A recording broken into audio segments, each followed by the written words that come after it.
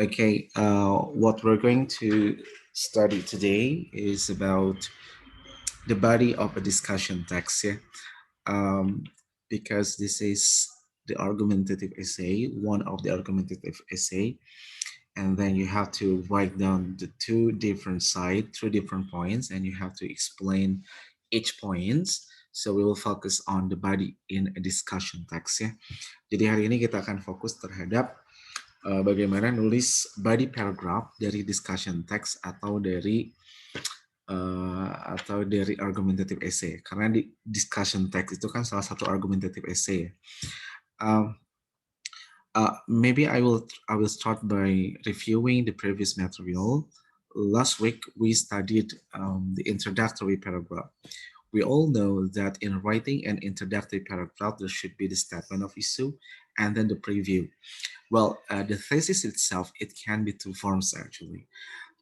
In discussion text, preview means you state that there will be those there will be people who disagree with this topic and the others who disagree about this topic. Memang dalam introductory paragraph dari discussion text itu teman-teman harus state clearly bahwa this topic itu can be discussed into two different points. Jadi memang dalam satu topik ini bisa dibahas menjadi beberapa. Ada yang setuju tentang topik ini dan ada juga yang tidak setuju. Let's say kalau misalkan topiknya itu tentang working from home. In the statement of issue, you may start by by talking that the COVID-19 has given impact to many sectors, especially for the office work gitu loh, atau the office hours. Memang dalam misalkan kalau kalau temanya working from home dalam dalam statement of the issue, mungkin teman-teman bisa mulai nulis bahwasanya karena pandemic COVID ini workers itu harus bekerja dari rumah. Memang memang ada yang setuju dalam bahwa bekerja dari rumah itu the best solution amidst the COVID-19 pandemic, tapi ada juga yang tidak setuju. Nah, gitulah. Itu yang namanya preview. Jadi dalam preview itu teman-teman harus memang nulis satu kalimat yang memang mengcover dua sides-nya gitu loh. Ya. Mungkin pertanyaannya adalah, boleh nggak Pak kalau misalkan saya side itu ke salah satu side ya? Boleh aja, kalau kata saya boleh. After I read several sources from the internet, from the website, and then from the books, I come to the conclusion that in the thesis statement, in the discussion text, you can stand your point. Kamu bisa memilih stand kamu ada di mana, whether you agree with this topic or disagree with this topic. Memang itulah yang menjadi bahasan dalam body paragraph. In the body of the paragraph, as we discussed a week ago, there are several organizational methods in developing a discussion text. Ya. Kalau teman-teman masih ingat yang minggu kemarin bahwa dalam body paragraph itu ada beberapa metode. The first method itu kayak, in the first body of paragraph, you may agree with this topic, and then in the second paragraph, you may mention several arguments that disagree with the motion atau with the topic. Nah, kalau kalau yang basicnya itu dalam discussion text yang paling basic and simple itu, teman-teman misalkan topiknya itu working from home. Working from home itu kan teman-teman dalam statement of the issue tuh ngomong tuh, working from home itu kenapa kok bisa working from home, alasannya kenapa ya. Kemudian nanti di isunya tuh teman-teman bisa ngomong bahwa ada yang setuju sama working from home, ada juga employee yang emang nggak setuju sama dilaksanakannya working from home. Kemudian in the next paragraph kan kalau basic sampelnya kita ngomongin dulu the first body paragraph itu ngomong yang setuju dengan working from home alasannya apa. Let's say kalau misalkan yang setuju sama working from home alasannya tuh karena mengurangi resiko penyebaran dari COVID, to preventing the spread of COVID-19. Itu teman-teman boleh dijelaskan menjadi dalam sebuah satu paragraf. Oke? Okay? Dan kemudian misalkan paragraf yang ketiga atau the second body-nya itu teman-teman boleh ngomong argumen yang memang menentang. Ternyata menentangnya itu ternyata kalau working from home itu hanya membuat uh, worker itu jadi lazy gitu loh. Hanya membuat malas gitu. Membuat malas pekerja ketika bekerja dari rumah gitu loh. Nah, itu bisa dijelaskan menjadi satu buah paragraf. Kemudian baru di paragraf akhir, itu baru kesimpulan. Itu kan that's the basic form atau that's the basic organizational pattern for the discussion text. Jadi teman-teman bisa paragraf intro itu ngomongin tentang working from home, itu kenapa. Kemudian di previewnya teman-teman ngomongin bahwa ada yang setuju dan ada juga yang nggak setuju. Kemudian kita masuk ke paragraf kedua. Mungkin teman-teman bahasnya dari yang setuju dulu. Kenapa setuju working from home? Mungkin karena to prevent the spread of COVID-19 misalkan, dijelasin menjadi sebuah paragraf. Kemudian paragraf yang ketiga, teman-teman nulis yang nggak setujunya. Yang nggak setujunya mungkin karena faktor apa? Karena faktor efektivitas dan produktivitas kerja, misalkan dijelasin jadi sebuah paragraf, dan baru yang terakhir itu conclusion. That's a very simple form of a discussion text. Itu mungkin yang paling mudah. Yang paling mudah ya. Saya sebut yang paling mudah. Kenapa? Karena there is no any counter arguments and there is no any rebuttal or refutation.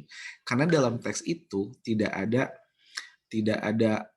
counter arguments dan juga tidak ada yang namanya refutation atau rebuttal atau apa ya, rebuttal itu kan kayak kamu ngomong A nih, saya bantah nih bahwasanya yang kamu itu salah, kayak gitu. Itu namanya rebuttal. Jadi dalam satu argumen saya membantah bahwa argumen kamu tuh kurang tepat. Argumen yang benar itu ada seperti ini.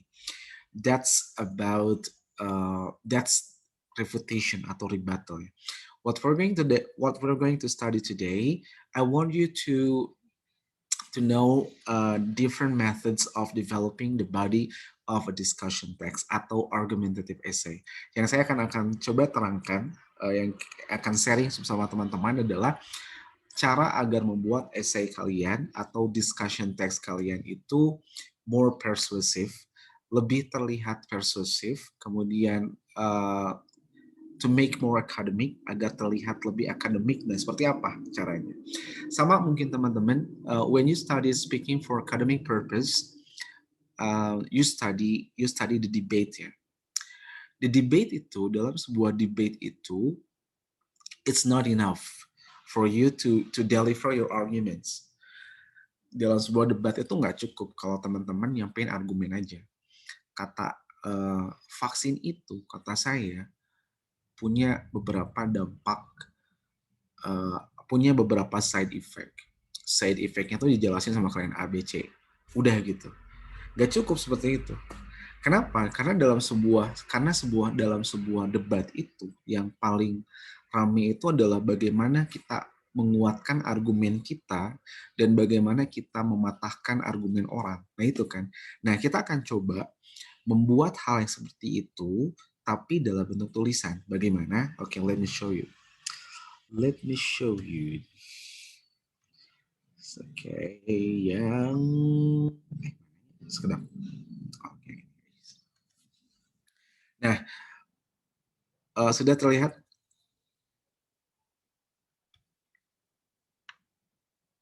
Sudah. Oke, ya sudah terlihat ya. Ini kalau kita tadi saya jelaskan what do we learn about the introductory paragraph. We learned that in introductory paragraph we should write down the statement of the issue. The statement of the issue covers the general topic or the general statement that lead to the topic discussed. Jadi statement of the issue itu adalah beberapa kalimat yang memperkenalkan sebuah topik, pernyataan umum dalam sebuah topik, yang nge-bridging ya, menjembatani ke dalam topik utama yang mau didiskusikan. Dan yang terakhir itu namanya preview. Preview itu kalau dalam essay itu yang jadi thesis statement-nya. Dan mutlak teman-teman dalam preview sebuah discussion text itu harus melibatkan dua poin ya, dua side ya, dua point of view. Misalkan, meskipun sebagian orang percaya bahwa penggunaan vaksin itu dapat memberikan efek negatif atau dapat memberikan efek samping, beberapa orang lainnya percaya bahwa vaksin itu adalah satu-satunya cara agar meringankan resiko tertularnya COVID-19. Nah, itu teman-teman yang namanya preview. Jadi preview itu harus melibatkan dua hal. Oke. Contoh lain misalkan, contoh review misalkan, beberapa orang setuju bahwa penggunaan animal dalam penelitian itu indispensable, artinya tidak bisa dihindarkan atau akan selalu digunakan. Meskipun banyak orang yang menentang, meskipun banyak orang yang telah menawarkan berbagai alternatif penggunaan dari objek penelitian, misalkan seperti itu. Jadi selalu dalam preview itu teman-teman selalu mencantumkan dua side of view. Ya, dalam preview itu istilah lainnya adalah thesis statement, teman-teman, kalau waktu teman-teman belajar tentang essay. Nah, okay, let me give you an example. Kayak gini, teman-teman. Nah, ini yang namanya nuclear energy is commonly offered as an alternative to overcome the crisis of energy. The debate whether the use of nuclear energy is an appropriate choice or not has not come to an end. Nah, ini namanya statement of the issue. Nah, baru ini preview. Some people agree with the utilization of it because of its benefits. Some others, however, disagree because of its risk to the environment. Ini yang namanya preview. Atau dalam hal lainnya adalah ininya apa namanya tesis statementnya. Nah, gitu ya. Ini juga sama ya. Kalau kita langsung ke dalam ininya. Nah ini teman-teman. So what should we put in argument paragraphs? Ini yang penting ya. Saya tadi katakan kalau bahwasanya sebuah arguments can be strong. Argument can be strong as long as we explained about the topic comprehensively. Jadi sebuah argumen itu bisa kuat kalau yang normalnya kita ngeklaim tentang sesuatu, kita elaborate, kita explain deeper, kemudian kita give evidence, kita kasih buktinya apa. Jadi argumen yang kuat itu kalau zaman debate itu ada metode yang namanya tuh seksi ya.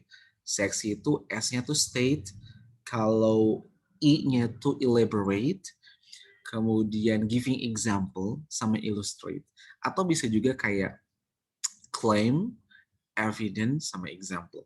Claim sama evidence sebenarnya udah cukup sih. Kalian claim, elaborate sama evidence, mungkin itu cukup ya, sebuah argumen itu bisa kuat. Kalian ngeklaim dulu bahwa belajar online itu tidak efektif, misalkan. Kemudian kalian kasih evidence-nya misalkan itu kita ngasih, kemudian dijelasin, claim dulu, kemudian elaborate itu jelaskan kenapa kok nggak bisa efektif. Kemudian yang ketiga, kalian kasih contoh evidence. Evidence itu diambilnya dari apa? Banyak. Kalian you may take from the sources, from the article or from the research paper. Kalian ngambil kutipan dari orang, kalian ngambil hasil studi, kalian bisa juga ngambil example, itu bisa kuat. Itu yang normal. That's the normal about the arguments. Argumen itu bisa kuat seperti itu. Tapi because this is argumentative essay, ada yang namanya contrapoint or counter arguments. Nah, pasti teman-teman confused ya sama apa sih yang namanya counter arguments. Tahu nggak counter arguments? Apa itu? Ada kalau dalam bola namanya counter attacks. Kalau counter arguments apa? Sebentar.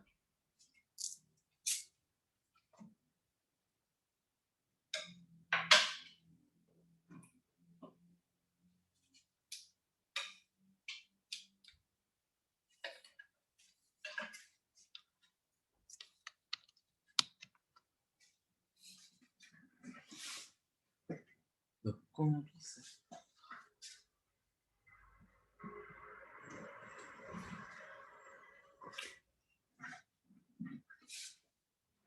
Oke, apa sih?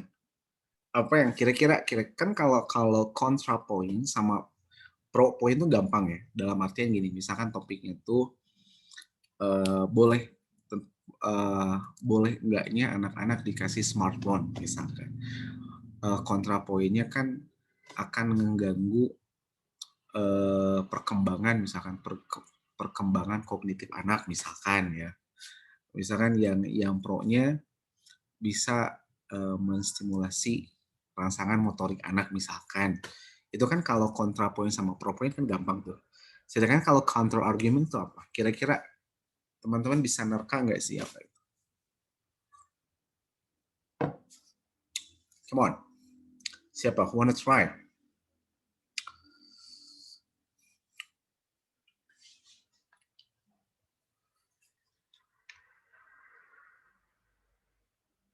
Oh ya, ini sambil absen ya. Oke, mantap, mantap, mantap.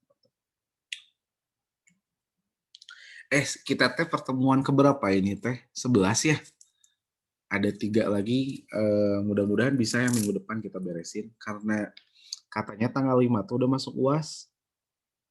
Iya Pak, tanggal 5 UAS. Berarti kita bisa. Udah UAS. Jadi ada waktu seminggu ya buat make up. Jadi mungkin yang pertemuan 14 mah cuma review dikit ya sama kuis udah aja gitu. Bentar, jadi kita punya 2 meeting sih yang harus kita isi. Mungkin hari apa ya? Gimana guys? Hari Senin, Boleh hari Senin kosong. jam 1. Senin jam 1. Ingetin ya. Sama kalau Senin, Rabu, Kamis gimana? Jadi Senin materi, Rabu materi, Kamis review sama kuis bentar gitu. Gimana? Buat apa kuisnya? Kuisnya buat ini, buat ngebantu nilai UAS biar nilai-nilainya teman-teman pada gede nanti. Minimal B atau ya. Gimana kalau gitu? Gis? Iya Pak. Jadi hari apa aja Pak? Hari Senin. Kok Senin, Rabu, Kamis? Senin, Selasa berarti ya? Selasa. Iya. Ya, Selasa. Senin, Selasa, Kamis gimana kalau gitu? Deal, deal, Ya deal. gak apa-apa Pak. Sip. Deal aja. Boleh, Pak. Boleh. Moga-moga. Gimana silakan.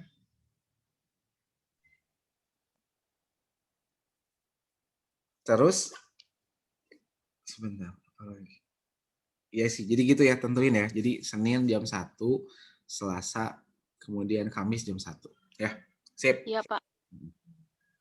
Sebentar, saya mau Siap, kasih siap. ke teman-teman. Nanti deh. Nah, jadi counter arguments itu, so what is actually the counter argument? Kalau counter arguments itu adalah an opposing argument to your opponent's view or stance. Jadi counter argument itu adalah argumen yang berseberangan dengan kalian. Kemudian kalian ribatnya seperti itulah kalau counter argument itu. Misalkan gini guys, misalkan dihapus enggaknya game online, misalkan ya. Misalkan boleh aja teman-teman ngomong counter argument tuh gini guys, misalkan kalian nyebutin dulu argumen yang berseberangan sama kalian dulu, misalkan kayak gini. Beberapa orang mungkin berargumen, mungkin berpendapat bahwa online games itu sangat berdampak tidak baik bagi anak-anak. Kemudian online game itu bisa berdampak terhadap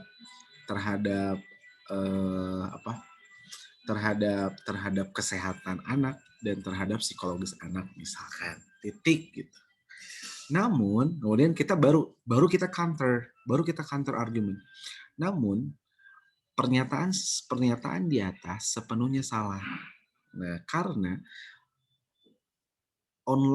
game online itu jika digunakan dengan baik, artinya dalam artian anak itu memainkan game online dalam waktu yang wajar dan dalam pengawasan orang tua mampu berdampak positif terhadap apa? Terhadap rangsangan motorik anak misalkan. Titik. Studi yang dilakukan oleh Agisna misalkan pada tahun 2020 menyatakan bahwa hasil belajar siswa yang memainkan game online itu ternyata 10% lebih besar daripada siswa yang tidak misalkan. Ini hasil studi itu menunjukkan bahwa eh, game online itu tidak sepenuhnya berdampak negatif bagi anak. Justru sebaliknya, menjadi dampak positif bagi anak. Itu teman-teman salah satu contoh yang simpel dari counter arguments. Jadi counter argument itu kita nyebut dulu argumen yang mungkin berseberangan dengan kita, kemudian kita ribat gitu loh. Nah itu yang namanya counter argument. Kita ribat, kemudian kita patahkan argumen itu. Nah itu yang namanya counter argument teman-teman. Kenapa sih Pak kok kita mesti mencantumkan seperti itu? Kenapa? Ya agar more persuasive, agar orang itu kan mungkin ketika kita ngomong suatu topik ada orang yang mikir ada iya mah kita patahin argumen itu. Nah, tapi ada tapinya. When we want to rebut the opposing argument, make sure that we don't have to put more counter arguments. Kenapa? Karena semakin banyak counter argument yang kita tulis dalam sebuah teks, akan semakin susah buat kita untuk nge-counternya gitu loh. Buat kita ngeribatnya atau ngeresponnya. Makanya gimana dong? Ambil aja satu, kalian counter. Ambil satu, kalian counter atau ribat. Nah, itu salah satu contohnya.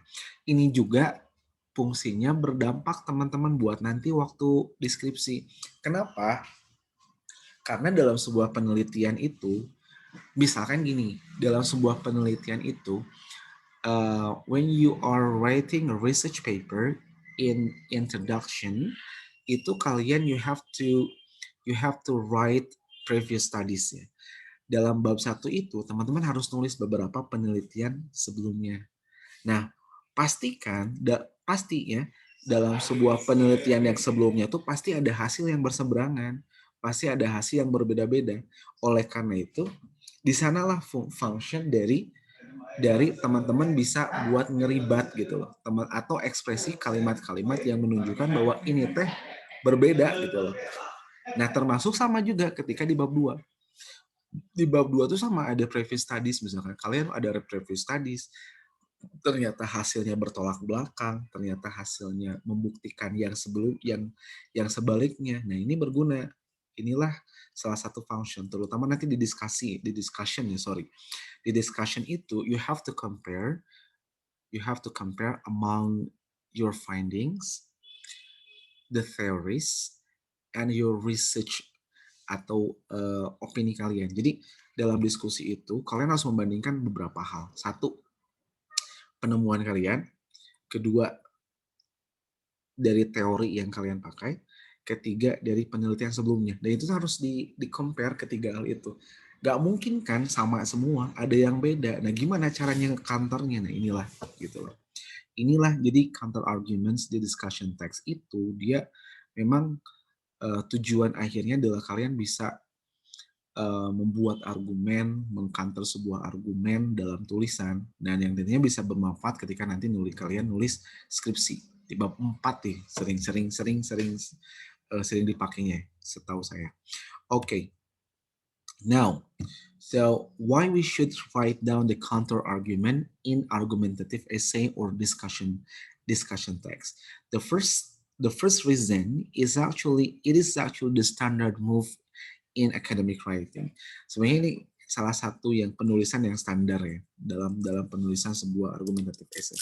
Karena balik lagi seperti yang saya bilang tadi, kalau misalkan tulisan kalian cuma nulis, oh yang setujunya ini, yang nggak setujunya dijelasin paragraf selanjutnya, kemudian di akhirnya ke conclusion itu kan memang boleh sih, nggak apa-apa gitu, nggak salah juga, tapi itu terkesan it's not really persuasive. Akan terlihat semakin persuasif jika memang kalian menyebutkan ada counter arguments, kemudian ada rebuttalnya, kemudian ada support-nya. Nah itu lebih enak seperti itu. Memang tantangannya dalam membuat jenis teks seperti ini adalah kalian harus you need to have rich sources. Kalian memang harus benar-benar punya data yang kuat. Data dari keduanya, bukan cuma ngelis opini aja, tapi memang kalian harus punya data yang kuat. Data yang kuat caranya gimana ya? Banyak baca lagi gitu, banyak. Jadi gini, kalau saran dari saya, ketika kalian menulis sebuah teks ini, pastikan kalian menulis dulu ya. Sebelum nulis menjadi teks, kalian brainstorm dulu. Brainstorm dulu tuh kayak gini misalkan, saya udah nemuin topiknya. Topiknya tuh tentang wajib enggaknya orang divaksin. Wajib enggaknya orang divaksin misalkan. Yang pro-nya misalkan yang pro-nya tuh karena wajib tuh karena misalkan mencegah risiko penularan misalkan. Yang kontranya divaksin itu dapat punya beberapa side effect misalkan gitu. Nah, jadi di list dulu. Ketika kalian udah ngelis, nah cari evidence-nya, cari penguatnya, penguat klaim itu. Caranya gimana? Ya cari dari jurnal, dari website, dari magazine, bisa lah. Nah itu dikuatin sama itu. Ketika kalian udah dapat data-datanya, baru masuk ke free writing atau drafting atau outlining bisa bebas. Kemudian kalian nulis dulu, udah nulis kalian free writing dulu misalkan, nulis bebas dulu, udah nulis bebas kalian bisa analisa ini masuknya ke intro nih, ini masuknya ke body nih, dalam body ini masuknya ini nih, ini counter argumen ke sini. Jadi seperti itu. Jadi teman-teman memang penulisan dalam mungkin pasti ya awal-awal kalian mikir apa nulis wae meniriut gitu. Kudu iya, kudu itu ada aturannya gini, tapi kan karena ini sistemnya akademik ya.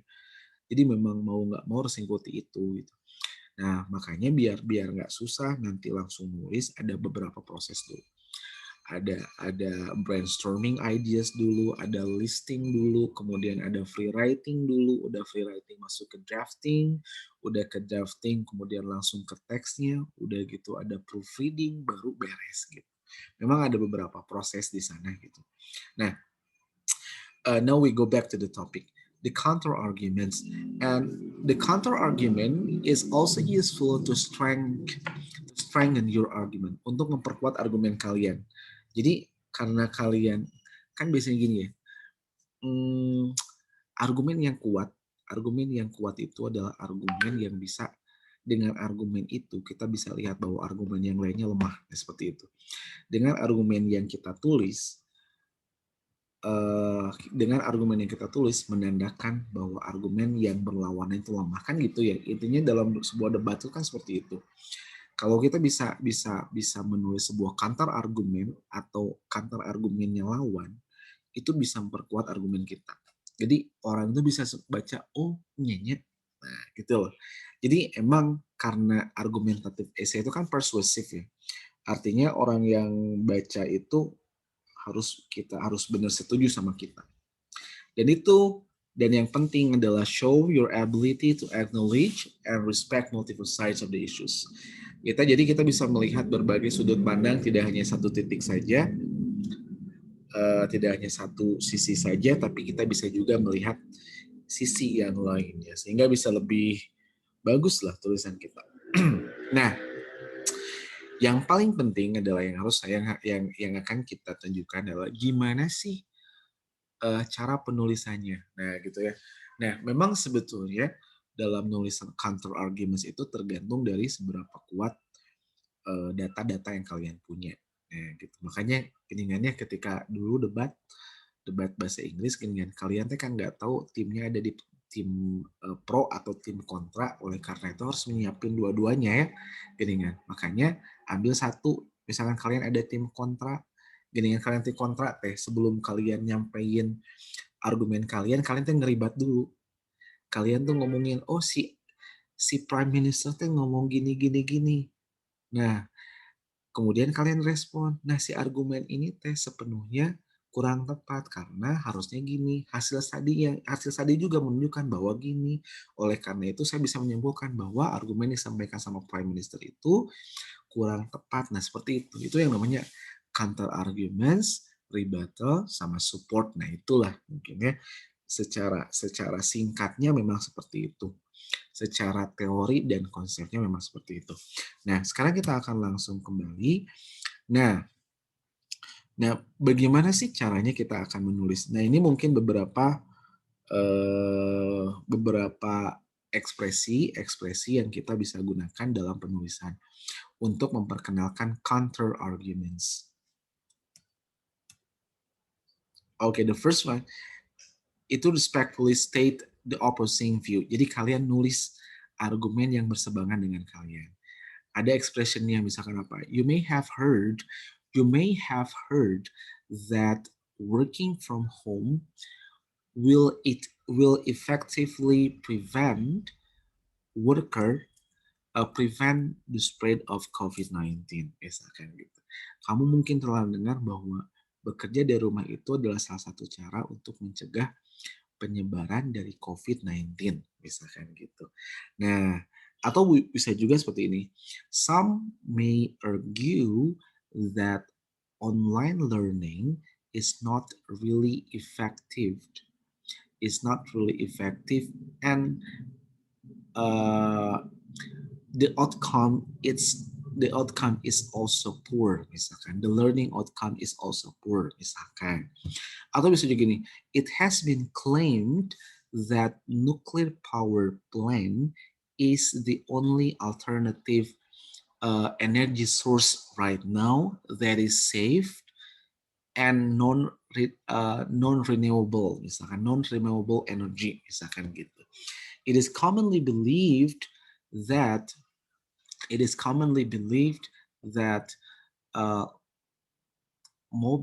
mobile game may harm the children, misalkan gitu. It is understandable that most of us may consider that the closure of the school is the best solution amid the pandemic, misalkan gitu ya. Kalian jadi kata-kata ini adalah ekspresi yang bisa kalian gunakan, yang bisa kalian tulis ketika sebelum menulis opposing view atau opposing arguments. Nah, udah you may have heard that, kalian tulis argumen lawan tuh kalian tulis. Misalkan kalian itu setuju bahwa bekerja dari rumah itu tidak efektif dan tidak produktif. Tapi ada juga orang yang setuju bahwa working from home itu adalah pilihan yang sangat tepat di tengah pandemik. Kamu bisa nulis kayak gini. You may have heard that working from home is the only solution to prevent the spread of COVID pandemic. To prevent the COVID-19, titik gitu. Nah, udah gitu, kalian baru ke argumen kalian, mematahkan argumen itu. Caranya gimana? Pakai kata-kata kayak conjunctive, kayak however, nevertheless, nonetheless. Nah, koma baru ribat argumen itu gitu, dan support argumen kalian yang tidak setuju itu. Gitu teman-teman. Nah, seperti itu. Nah, ini beberapa transisi atau ekspresi yang kalian bisa gunakan ya. Silakan nanti saya share materinya di grup yang 1, 2, 3, 4, 5. You may have heard that. However, recent evidence actually demonstrates that. Nah, baru opini sama studi kalian ya. Some may argue that bla bla bla. Seperti itu.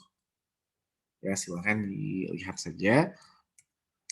Nah, oke.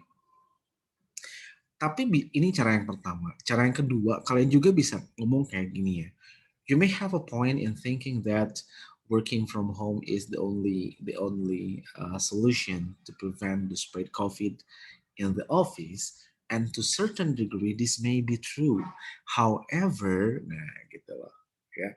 However, Brown tahun 2020 menyatakan bekerja dari rumah itu ternyata tidak sebegitu produktif dan efektif ketika bekerja di rumah daripada bekerja di kantor seperti itu. Baru jelasin lagi, gitu loh. Ya, atau dalam debat kan ini, your statement may be true, however the decision is inconclusive, misalkan. Baru dijelasin. Itu teman-teman tentang counter arguments ya. Nah ini kita lihat, nah ini counter argumentsnya. Admittedly, many students would like to smoke on campus. Some people may rightly argue that if smoking on campus is non-illegal, then it should be permitted. Nah ini kita admit dulu, kita acknowledge the opposing view atau the opposing arguments. Kita ngomongin bahwa, oh iya, banyak siswa yang ingin merokok di kampus, beberapa orang juga mungkin setuju ya, mungkin berargumen bahwa jika merokok di kampus itu bukan suatu hal yang ilegal, sehingga merokok di kampus tuh harus diizinkan. Nah ini baru argumen kita. However, secondhand smoke may cause harm to those who have health issues like asthma, possibly putting them at risk. Nah ini counter argumentsnya, ini rebuttals-nya, baru ditambahin lagi sebenarnya bisa lebih bagus lagi. Ini juga ya, lihat. People who disagree may claim that ini transisinya atau ekspresinya ya. Argumennya kan ini, students should be required to wear uniforms at school. Some people may argue that students have higher self-esteem when they see themselves looking like all of their peers, and that incidences of bullying are lower because of it. Okay. Kemudian diakui lagi, this may be a strong argument because students usually bully others who are very different from themselves. This argument is wrong. Ini rebuttal, udah masuk rebuttalnya nih. This argument is wrong because there are many schools who have lessened issues of bullying without implementing a school-wide uniform policy. They encourage students to communicate with each other and teach how students can speak up and not allow their classmates to be bullied.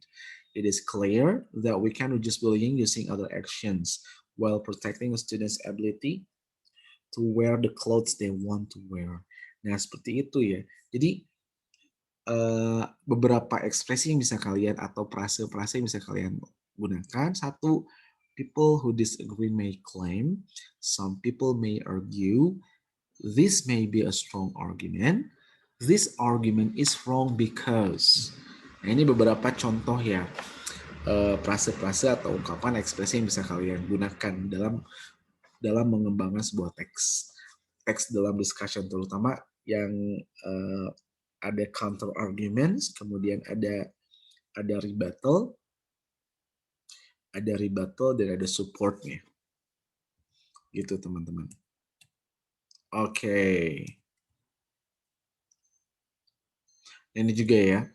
Opponents of mandatory uniform say the student who wears school uniform cannot express their individuality.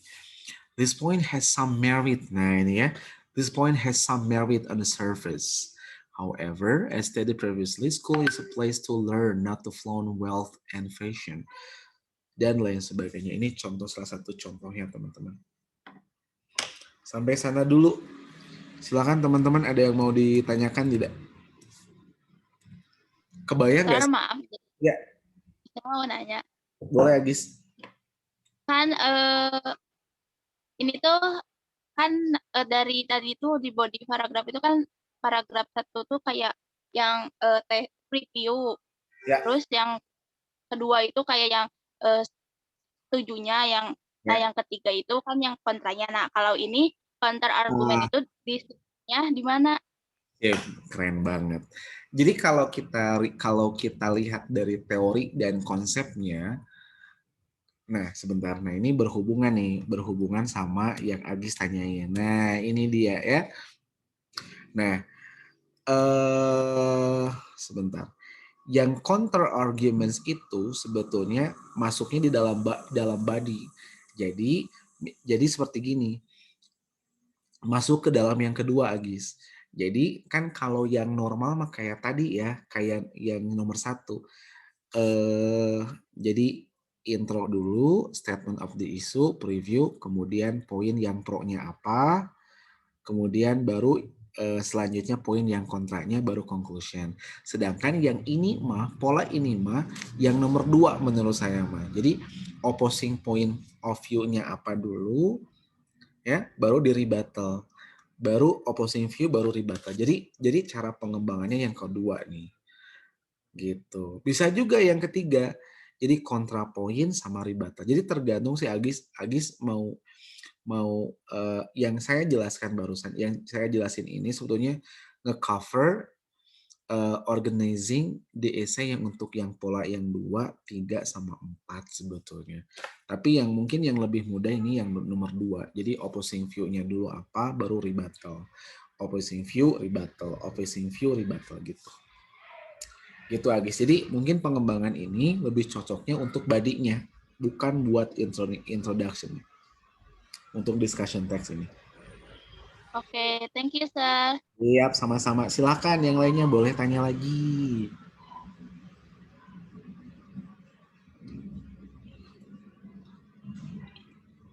Mangga, pilih Tengartos. Billy, ada yang mau ditanyain silakan. Ini teh gimana kampus Merdeka teh di cancel? Gimana ini teh?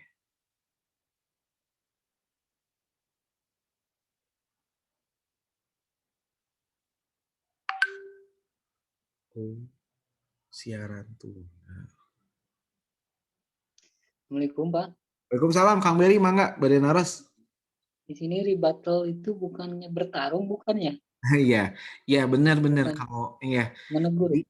Kalau dalam konteks debat sama konteks writing, rebuttal itu adalah kita mematahkan argumen lawan dengan menyajikan argumen yang sebaliknya gitu, Kang Beri. Misalkan gini, Kang Beri teh ngomong, pembelajaran bahasa Inggris teh yang efektif lewat film. Ku saya diribat, misalkan. Sebenarnya Kang Beri boleh aja berpendapat bahwa belajar bahasa Inggris paling efektif itu lewat film. Tapi berdasarkan hasil studi dari Desi Ratnasari, menonton film, menggunakan media film sebagai pembelajaran bahasa Inggris itu hanya meningkatkan 10% dari vocabulary anak. Sehingga tidak terlalu efektif digunakan dalam pembelajaran. Justru hasil dari Desi Ratnasari itu menyatakan bahwa pembelajaran paling efektif itu adalah pembelajaran bahasa Inggris paling efektif itu adalah dengan musik, misalkan seperti itu. Jadi, nah, yang saya sampaikan poin saya barusan itu namanya rebuttal, Kang Beri. Jadi saya tuh nggak setuju sama pendapat Kang Beri. Udah kata saya mah gini. Nah, itu Kang Beri yang dinamakan rebuttal. Jadi rebuttal itu mematahkan argumen lawan seperti itu. Tapi dalam konteks penulisan gitu. Iya, Pak. Oke. Siap Kang Beri, sama-sama. Gitu. Jadi memang ya teman-teman ini tuh kan sebenarnya sama banget sih kayak teman-teman waktu belajar debat ya semester kemarin. Jadi dalam debat itu harus ada argumennya, harus ada ribatnya, harus ada rebuttalnya, harus ada supportnya. Mungkin yang membedakan, berarti pertanyaannya adalah apa sih yang membedakan counter argumen sama rebuttal? Kalau counter argumen mah kita menyebutkan argumen lawan teh kemungkinan bakal siga kieu ku saya diribat. Nah, gitu. Jadi kan kalau kemarin waktu debat mah misalkan si A teh ngomong gini, ku saya langsung diribat. Tapi kalau sekarang mah si counter argumennya teh kita teh nyebutin dulu argumen lawan teh mungkin berpendapat seperti ini, ku saya dibantah.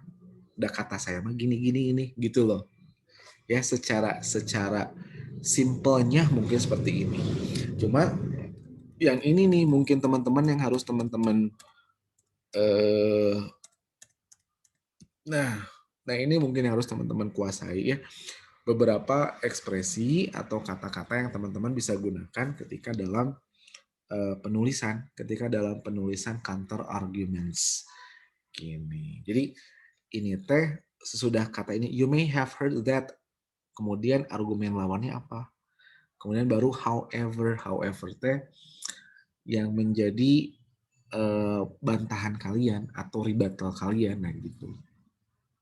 Gitu sih. Silakan, ada yang mau tanya lagi nggak?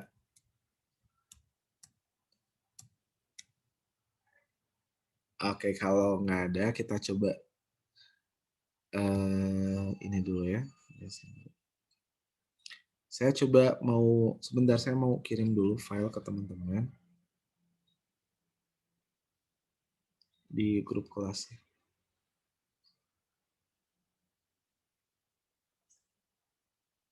Kalau di screen teman-teman yang muncul apa?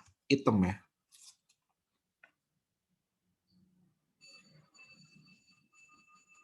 PPT Pak, enggak Oh, masih ini PPT. file. Oke, siap.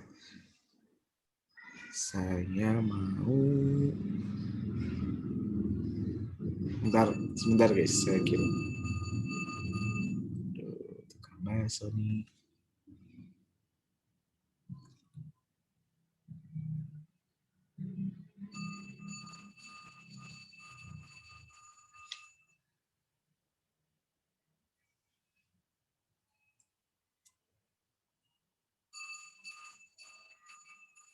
Saya dikirim filenya ya ke teman-teman biar lebih paham lagi.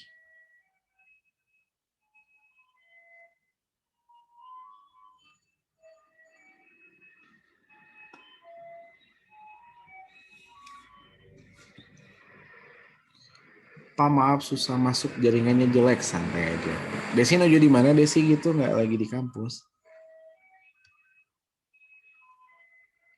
Kalian ada yang lagi di kampus nggak hari sekarang? Enggak ada Pak. Oh, Enggak, Pak. Enggak Pak. ya. Ada yang udah divaksin di kelas ini? Belum. Belum, aku juga. Di sini nggak ada anak hima gitu? Ada, Sir. Apa? Ada tapi belum kebagian. Iya, sabar aja ya. Bentar, masih loading nih.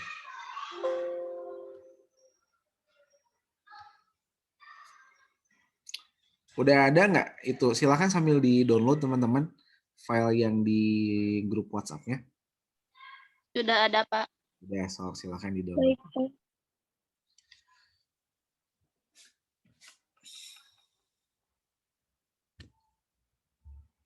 Jadi nanti UASnya nulis nulis discussion text gitu. Cuma nanti mungkin saya harus diskusi lagi sama Miss Sinta mau seperti apa.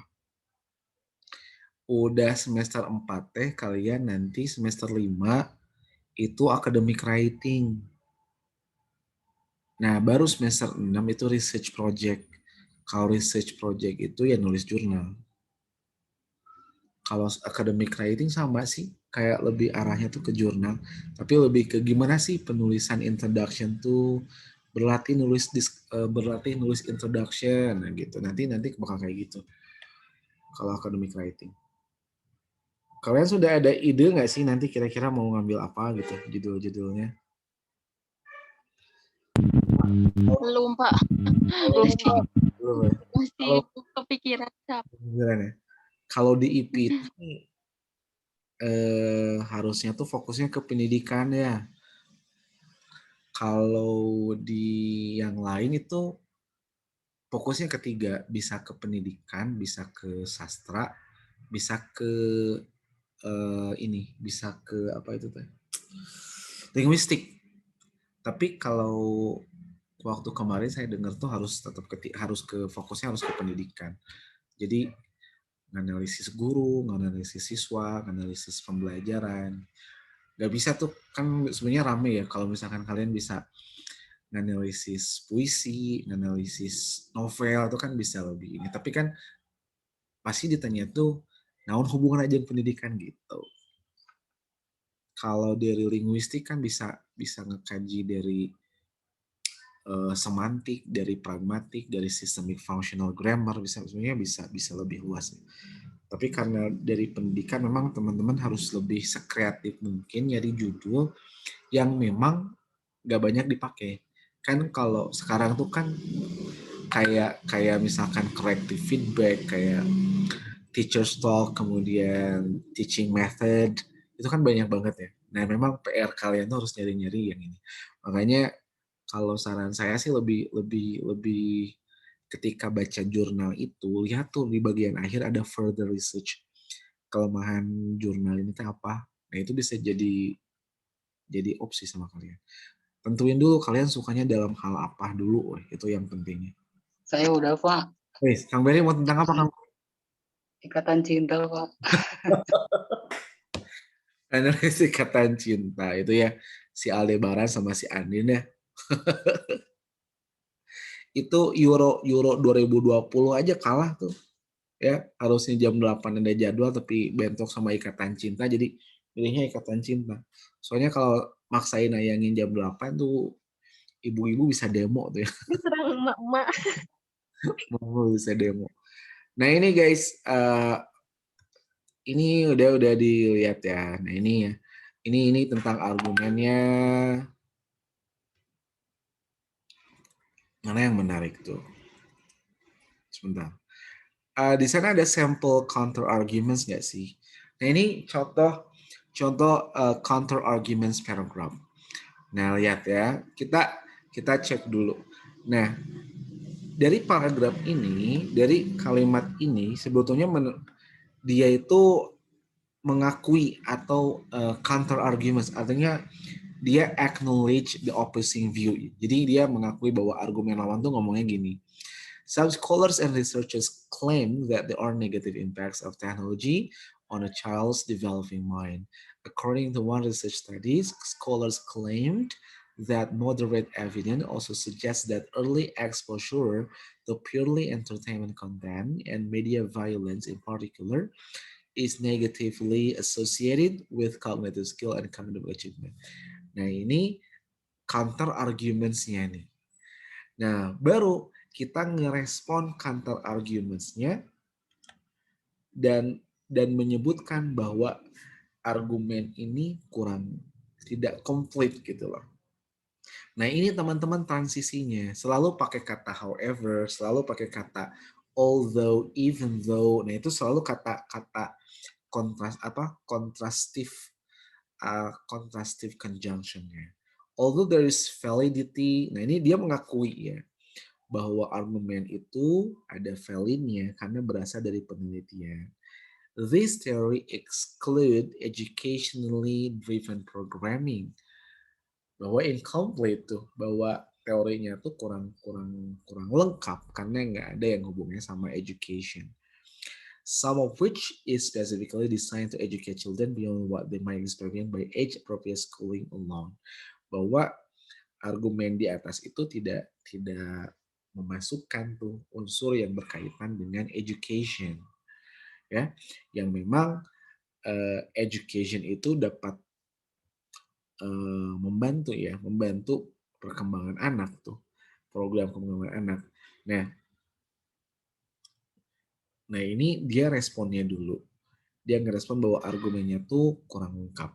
Kemudian kita lihat di sini, the student provides both an example and evidence from research that shows the opposing argument is incomplete and not considering alternative.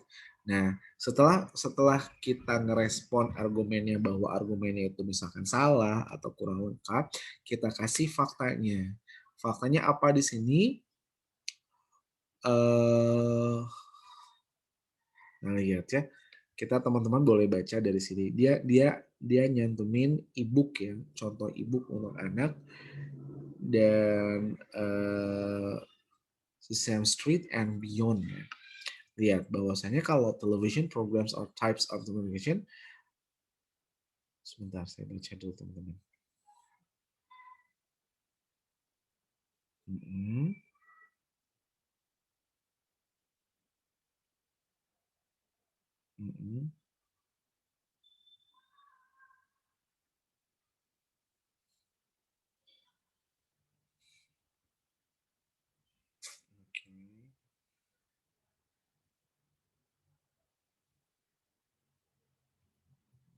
Lihat kita di sini.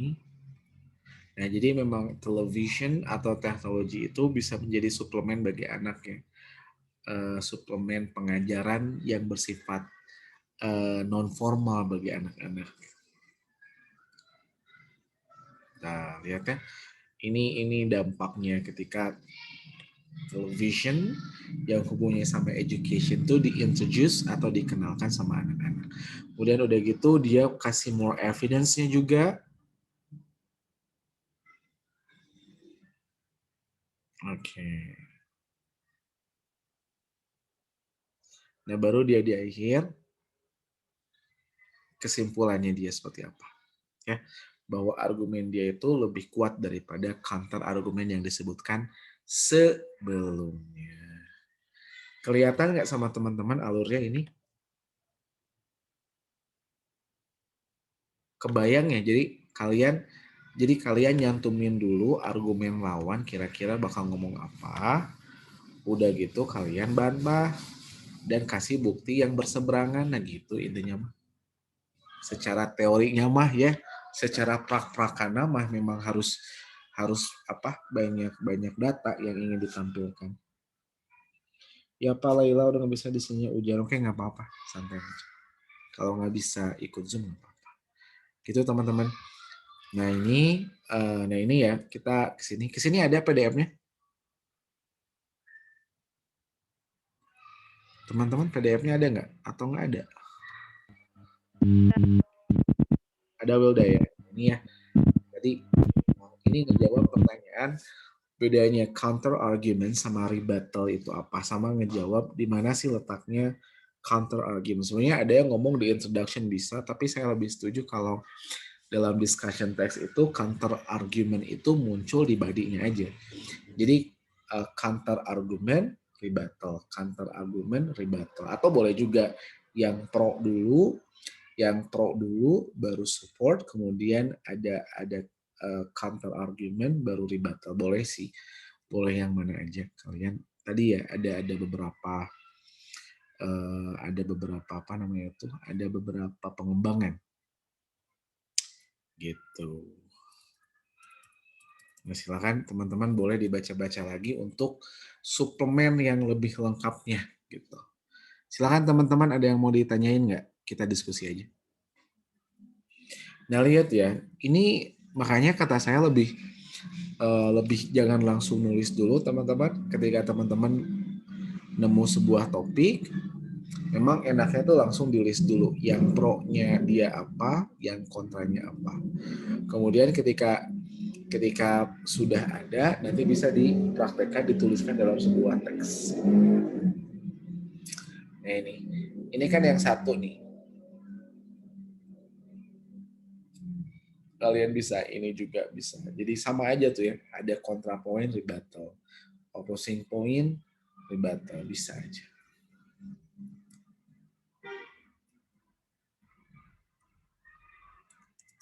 Gitu teman-teman, silakan ada yang mau ditanyakan?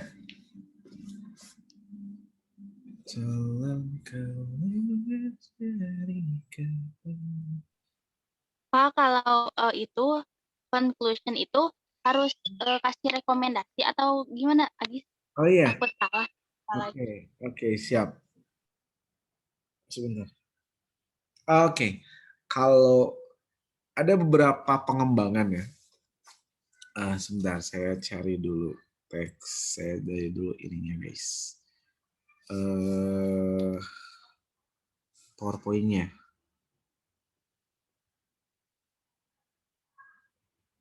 Mana ya?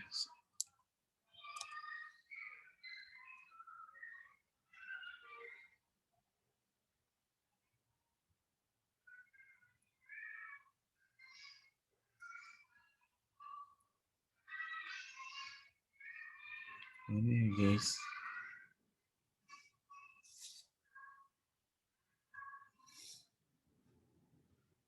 Sebentar.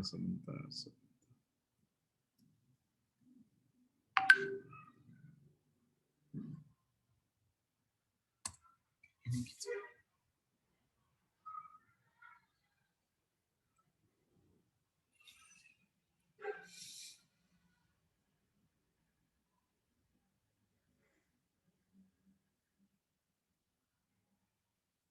Nah, kalau misalkan kita perhatikan yang minggu kemarin tuh yang tentang nuclear energy, di dalam conclusion itu selalu ya restatement dari the main points. Jadi yang pasti selalu muncul dalam conclusion itu restatement of the main point. Jadi penulisan kembali dari poin-poin utama dengan menggunakan kata yang berbeda. Dalam artian restatement itu bukan dalam artian kalian mengcopy dan kemudian kalian paste. Tidak, tapi kalian harus restatement menulis kembali dengan kata-kata kalian sendiri dari statementnya. Kemudian kalau if possible, kalau bisa memungkinkan, kalian bisa nulis poin kalian itu ada di side mana, boleh juga teman-teman. Dan yang terakhir, boleh untuk memberikan conclusion juga. Recommendation juga. Bisa aja. Kalau yang saya tahu dari contoh yang kemarin, bisa teman-teman memberikan conclusion juga. Recommendation juga, Agis. Jadi bisa aja sih. Tapi yang paling penting ada restatement tuh, restatement the main points ya. Poin-poin utama dari essay itu kalian di restate lagi dengan pakai kata-kata kalian sendiri. Udah gitu kalian boleh mau pilih side di mana. Berarti kalau misalkan kalian ada di posisi setuju, berarti yang harus kalian rebut itu yang di body-nya ya, di body paragraph yang harus banyak kalian rebuttal itu adalah argumen orang yang setuju sama kalian patahin seperti itu. Banyak orang yang klaim kalau vaksin itu punya side effect sama kalian ribet. Padahal gitu. Namun argumen itu sepenuhnya salah karena menurut ini jelasin sama kalian gitu. Jadi menurut saya pola pengembangan sebuah discussion text itu banyak argumen di pro atau kontranya itu tergantung dari kalian ada di pihak yang mana. Kalian ada di side yang mana. Kalau kalian berada di side yang setuju, berarti kalian harus banyak meng-highlight argumen orang yang tidak setuju. Kemudian sama kalian patahin gitu, Agis. Kalau yang saya tangkap mah. Not sir, oke ya. Iya. Ada lagi yang mau ditanyain? Sami-sami. Silahkan, ada lagi nggak teman-teman?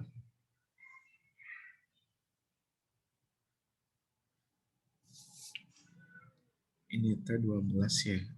11, 12, 13, 3 lagi. Ada lagi? Oke, kalau nggak ada mah, sebentar.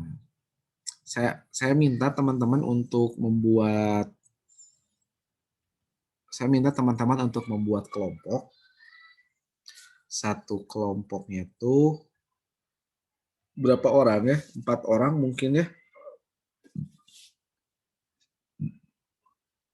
Nah, satu kelompoknya tuh mungkin 4 orang. Ini berapa orang ini teh?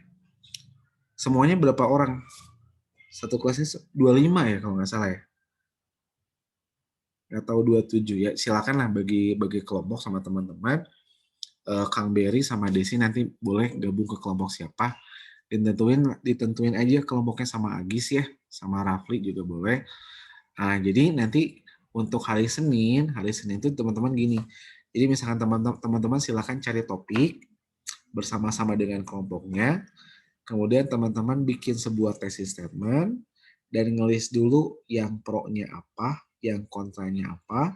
Udah gitu baru dikembangin menjadi sebuah 3 paragraf aja mungkin cukup teman-teman ya.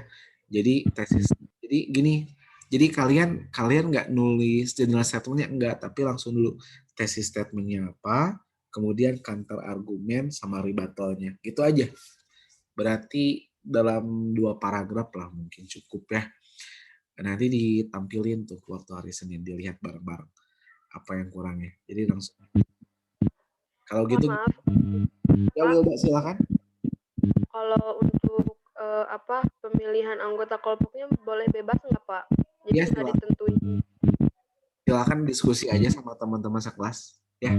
Oke Pak. Terima kasih. Wilda nuju hujan ya tahu Wilda? Pak. Lagi hujan? Iya. Di mana Wilda? Daerah mana Wilda? Langensari, Pak. Langensari tadi mana? Wanaraja? Panas. Di Panas? Iya. Oh iya, di sini. Oke, Wilda, gitu. Ya, teman-teman, fahim tuh. Nanti saya kasih kayak gini lah, kayak tadi ya, tadi PDF. Jadi ada, kalian tentuin dulu thesis statement-nya, bikin tabel, baru di sini teksnya. Untuk ngelihat counter argumennya. Gitu ya. Senin langsung kita tampilkan dan kita analisis bareng-bareng ya.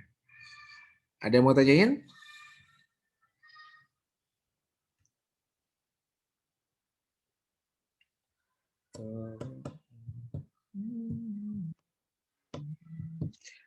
Rafli naruh semua. Rafli mau nanya? Mau apa? Mau nanya nggak? Enggak. Oh enggak sih. Enggak. Ayah Rafli pertama ketemu sama saya waktu semester berapa? 1 ya? Waktu di itu ya? 1. Kelas apa dulu Tevi? Di waktu di Uniga? Rafli kelas apa ya? Lupa lagi. C. Oh kelas C ya? Manajemen C. Sama siapa? Ya. Lupa deh-nya. Saacing Fli. Lupa apa? Pada lupa apa namanya? Ya, udah. Oke guys, kalau nggak ada, gitu aja deh. Silahkan aktifin kameranya. Kita sesi ini. Sehat-sehat semuanya ya. Amin, Pak. Lagi musim sakit sama-sama. Bisa. Oke. Ya siap, Dini nggak apa-apa. Yang bisa aja. Nggak tahu nih, kayaknya semester depan masih online lagi nih. Wah, siap ya. 1, 2, 3. Siap. Thank you so much for joining this meeting ya. Terima kasih banyak teman-teman yang udah join. Silakan dibentuk kelompoknya. Nanti Kang Berry sama Kang Desi koordinasi aja mau masuk kelompok mana ya sama kelas ini ya. Assalamualaikum warahmatullahi wabarakatuh. Waalaikumsalam warahmatullahi wabarakatuh. Terima kasih, Pak. Assalamualaikum. Waalaikumsalam.